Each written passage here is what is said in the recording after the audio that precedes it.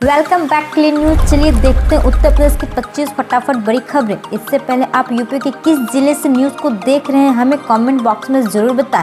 साथ ही daily update रहने के लिए चैनल को सब्सक्राइब कर बेल आइकन को दबाना ना भूलें। आज का लाइक एम 100 है, उम्मीद करते हैं आप पूरा कर देंगे। तो चलिए बढ़ते हैं खबरों की ओर। जिला पंचायत सदस्य का प्रत्याशी बनने की होड़, पहले दिन 500 लोगों ने किया सपा का फॉर्म। जिला पंचायत सदस्य चुनाव में समाजवादी पार्टी समर्थित उम्मीदवार बनने के लिए पार्टी कार्यालय से आवेदन फॉर्म दिए गए। पहले दिन 500 से अधिक लोगों ने आवेदन फॉर्म लिए। इसमें से 100 लोगों ने फॉर्म भरकर जमा भी कर दिए। पार्टी की ओर से आवेदन फॉर्म जमा करने की अंतिम तिथि 17 मार्च निर्धारित की गई है। पार्टी की ओर से उन्हीं लोगों को जिला पंचायत के चुनाव में उम्मीदवार बनाया जाएगा जो सक्रिय सदस्य हैं। प्रधान ग्राम पंचायत और बीडीसी सदस्यों से जुड़ी सभी आपत्तियां निस्तारित। गोरखपुर जिले में त्रिस्तरीय पंचायत चुनाव के मद्देनजर सभी ब्लॉकों में प्रधान ग्राम पंचायत सदस्य और बीडीसी सदस्यों से जुड़ी सभी आपत्तियां बृहस्पतिवार को निस्तारित कर दी गई। प्रधान और बीडीसी के 1 या 2 पद के अलावा कहीं पर भी बदलाव की उम्मीद बेहद कम है। पंचायती राज विभाग का कहना है कि अब तक 3 पदों के लिए जिन भी आपत्तियों का निस्तारण हुआ वे तकरीबन आधारहीन है। शुक्रवार को ब्लॉक प्रमुख और जिला पंचायत सदस्य पद के लिए मिले आपत्तियों का निस्तारण होगा। 14 मार्च को आरक्षण की अंतिम सूची प्रकाशित होगी। 15 मार्च को इसे पंचायती राज निदेशालय भेज दिया जाएगा। 16 मार्च को घोषित की जाएगी फाइनल आरक्षण लिस्ट। 26 तक अधिसूचना। उत्तर प्रदेश पंचायत चुनाव के लिए कई जिलों की आरक्षण सूची जारी हो गई है। जानकारी के मुताबिक 16 मार्च को पंचायत चुनाव की फाइनल आरक्षण सूची घोषित कर दी जाएगी। आरक्षण सूची जारी होने के बाद चुनाव आयोग घोषणा करेगा। उत्तर प्रदेश के पंचायती राज मंत्री भूपेंद्र चौधरी ने दिल्ली में पार्टी नेताओं से शुक्रवार को मुलाकात की। चुनाव आयोग के मुताबिक फाइनल आरक्षण लिस्ट जारी होने के बाद 25-26 मार्च तक पंचायत चुनाव की अधिसूचना जारी कर दी जाएगी। मशरूम उत्पादक के लिए मिलेगा लोन। नेशनल मशरूम मिशन से उत्पादकों को नया प्लेटफॉर्म। प्रदेश के सभी जिलों के मशरूम उत्पादकों के लिए सरकार जल्द नया प्लेटफॉर्म तैयार करी। इसके जरिए मशरूम उत्पादक के लिए इच्छुक किसान बैंकों से ऋण लेकर कारोबार शुरू कर सकेंगे। योजना का खाका तैयार किया जा रहा है, जल्द ही लागू करवाया जाएगा।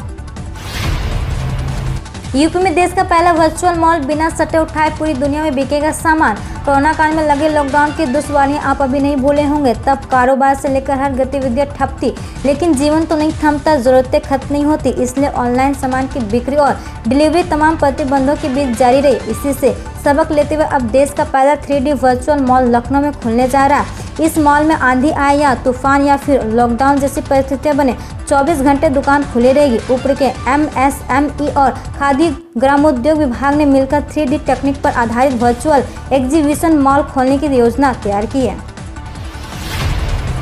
चुनावी मोड़ पर योगी सरकार, युवाओं को नौकरी, कर्मचारियों को सुविधा और किसानों को ये तोहफे देने की तैयारी।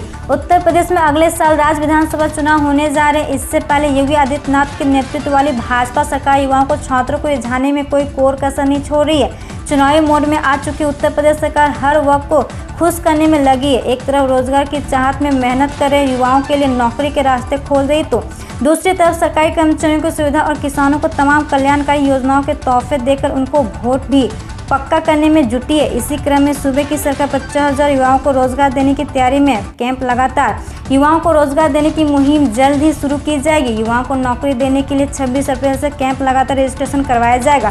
साथ ही यूपी में 1390 पदों पर भर्ती का रास्ता भी साफ हो गया। वहीं समय पर वेतन और एरियर नहीं मिल पाने की शिक्षकों की परेशानी भी योगी सरकार ने शैक्षणिक सीजन से दूर करने जा रही है। दरअसल अब सभी जिले में शिक्षकों के लिए पे रोल मॉड्यूल लागू किया जा रहा है। इससे सरकारी प्राइमरी स्कूलों के शिक्षकों को न सिर्फ समय पर वेतन मिल सकेगा, बल्कि छुट्टी में होने वाले खेल से भी निजात मिल सकेगी।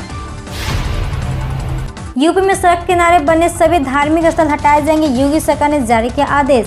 उत्तर प्रदेश सरकार ने सड़कों, गलियों तथा फुटपाथ पर धार्मिक किस्म की कोई संरचना या निर्माण की अनुमति नहीं देने के निर्देश देते हुए बृहस्पतिवार को कहा कि 1 जनवरी 2011 और उसके बाद से इस तरह का कोई निर्माण कराया गया तो उसे फौरन हटा दिया जाए।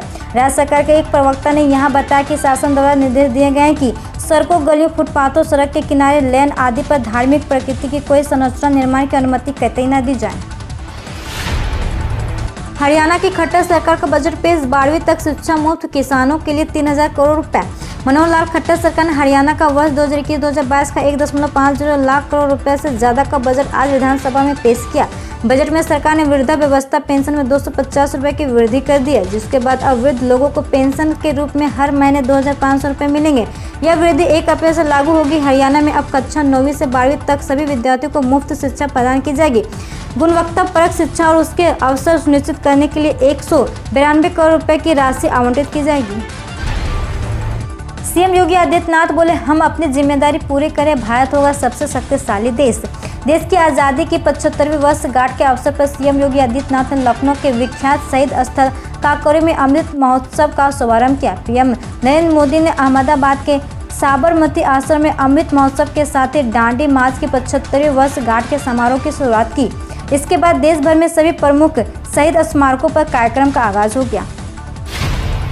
सरकार को घेरेगी सपा, कासगंज में अखिलेश यादव के साथ केशव देव मौर्य साझा करेंगे मंच।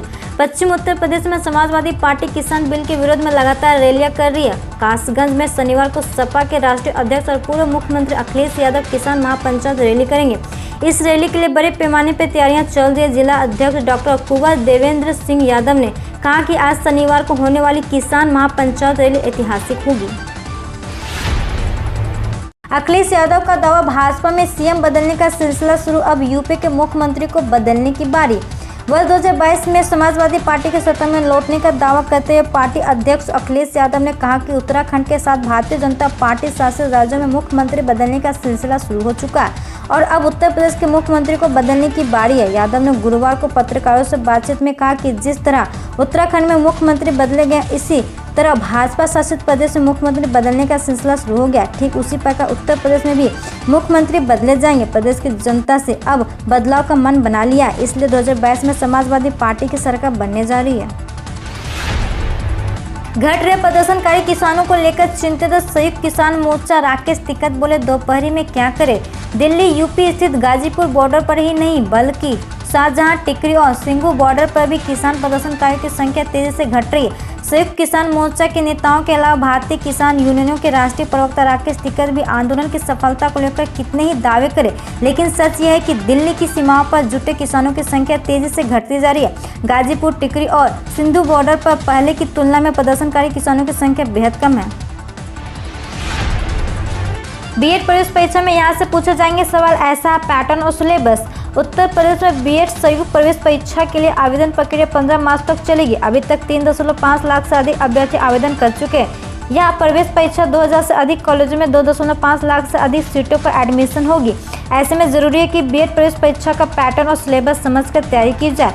बीएड संयुक्त प्रवेश परीक्षा में 2 प्रश्न पत्र होंगे। प्रत्येक प्रश्न पर 200 अंक का होगा। इसमें ऑब्जेक्टिव टाइप प्रश्न पूछे जाएंगे। दोनों प्रश्न पत्रों में 50-50 प्रश्नों के 2 खंड होंगे। प्रत्येक खंड 100 अंकों का होगा। इस तरह कुल 400 अंकों की परीक्षा होगी। दोनों पेपर्स में खंड ए सभी के लिए अनिवार्य होगा। किसान 26 को करेंगे भारत बंद, होली पर जलाएंगे कृषि कानून की प्रतियां। कृषि कानूनों के खिलाफ विरोध प्रदर्शन कर रहे किसान संगठनों ने एक बार फिर 26 मार्च को भारत बंद का ऐलान किया। वहीं किसान संगठन 28 मार्च को होली पर्व पर तीनों कृषि कानूनों की प्रति टिकरी बॉर्डर के धरना स्थल पर जलाएंगे। इस बीच अलग अलग दिनों में अनेक कार्यक्रम की आयोजित की जाएगी।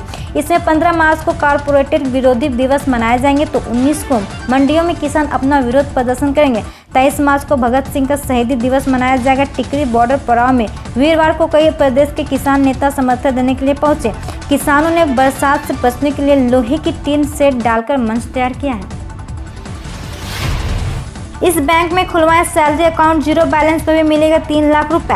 नौकरी पेशा लोगों के लिए एक अच्छी खबर है। पंजाब नेशनल बैंक उनके लिए एक स्पेशल सैलरी अकाउंट लेकर आया है।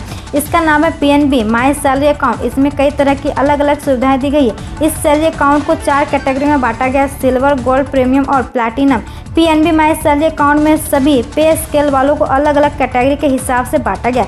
इसके अलावा इसमें आपको 20 लाख रुपए तक का फ्री इंश्योरेंस मिलता है। अब देश में कहीं से भी ले सकेंगे राशन। 17 राज्यों ने one nation one ration card system लागू। देश भर के 17 राज्यों में one nation one ration card system को लागू कर दिया गया। इस योजना से जुड़ने वाले राज्यों में सबसे ताज़ा नाम उत्तराखंड का।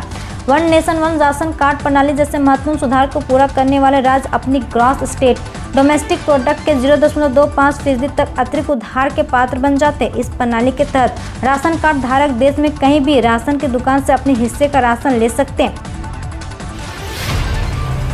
सावधान, आपने भी राशन कार्ड बनाते समय किया ये काम तो हो सकती है सजा। क्या आप राशन कार्ड धारी हैं? यदि इसका जवाब हाँ है तो आगे की खबर जरूर जान लें। जी हां, देश के कई राज्यों में इस वक्त राशन कार्ड के नाम जोड़ने और हटाने का काम जारी है।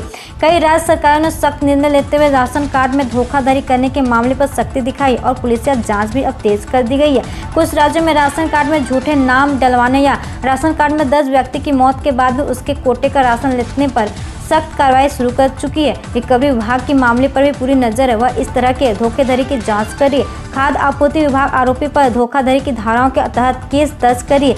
यही नहीं, धोखाधड़ी करने वालों की गिरफ्तारी भी हो रही है। BSA का फरमान, एडेड स्कूलों के नन्हे मुन्ने को भी मिलेगी आधार कार्ड की सुविधा। अलीगढ़ के BSA ने निर्देश दिए हैं कि एडेड स्कूल के बच्चों को आधार कार्ड की सुविधा दी जाए, क्योंकि मौजूदा दौर में हर सरकारी कामकाज में आधार कार्ड महत्वपूर्ण भूमिका में है। बैंक खाते से लेकर पहचान पत्र तक आधार पर टिका हुआ है। ऐसे में विद्यार्थी जीवन में भी आधार की उपयोगिता को बढ़ाया गया है। खास तौर पर अगर बात बेसिक शिक्षा परिषद का स्कूलों की हो तो ये एक तरह से अनिवार्य की श्रेणी में आता है। यह आधार से पैन कार्ड को लिंक कराने की आखिरी तारीख, नहीं तो लगेगा जुर्माना और बेकार हो जाएगा कार्ड। एक बार अगर आपका पैन कार्ड बंद हो गया तो फिर से दोबारा एक्टिवेट कराने के लिए आपको भारी जुर्माना भरना पड़ेगा।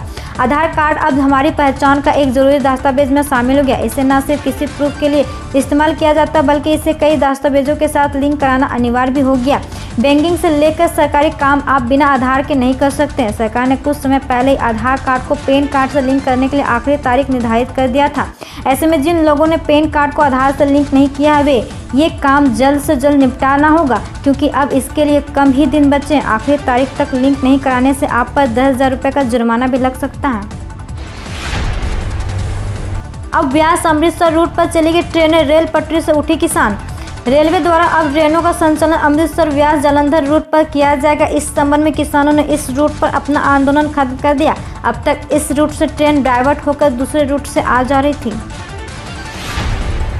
रेलवे के बाद विमानन कंपनियों ने दिया झटका, होली से पहले महंगा हुआ किराया, 10,000 पार पहुंचा टिकट प्राइस।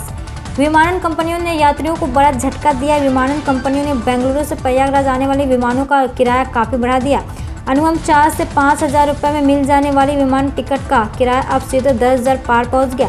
अगर विमानन कंपनी इंडिगो की बात करें तो बेंगलुरु से प्रयागराज की टिकट 17,000 से ज़्यादा हो गया। यह 27 मार्च का किराया। अगर इसके पहले की तारीखों पर गौर करें तो 24 मार्च को किराया 8,422 रुपये, 25 को किराया 10,995 रुपये और 26 को किराया 14,788 रुपये किराया हो गया है। आसमान में काले बादल के साथ बारिश की संभावना, मौसम विभाग का अलर्ट। हल्की फुल्की बूंदों के बीच जनजीवन प्रभावित हो रहे हैं। वहीं कल का न्यूनतम तापमान डिग्री रहने की संभावना जताई गई। आगामी आज 13 मार्च को भी आसमान में बादल छाए रहने की संभावना जताई जा रही है। वहीं तापमान 17 से 31 डिग्री के बीच रहने की संभावना। वहीं सूर्य देव के दर्शन होने की संभावना काफी कम है। KGMU में खून की जांच की होगी सस्ती, पैथोलॉजी जांच के लिए बनेगा इन्वेस्टिगेशन रिवॉल्विंग फंड। लखनऊ के KGMU में खून की जांच सस्ती होगी। जांच की कीमतों में कमी लाने का खाका KGMU प्रशासन ने तैयार कर लिया।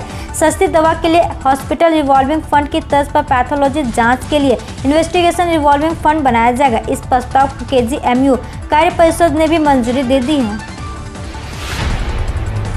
लखनऊ कानपुर के बीच चलने वालों के लिए बड़ी खबर, गंगा पुल किया जा रहा है बंद। लखनऊ कानपुर राष्ट्रीय राजमार्ग आगामी आज 13 मार्च से 20 दिनों के लिए बंद किया जा रहा है। पुराना गंगा पुल पूरी तरह जर्जर हो चुका।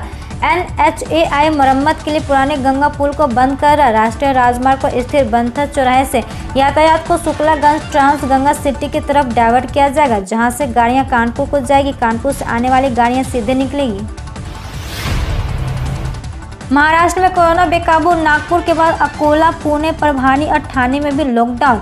देश के कई राज्यों में कोरोना वायरस संक्रमण फिर से चिंताजनक स्थिति में पहुंच गया। कोरोना वायरस संक्रमण की नई लहर महाराष्ट्र में पूरी तरह से बेकाबू हो गया।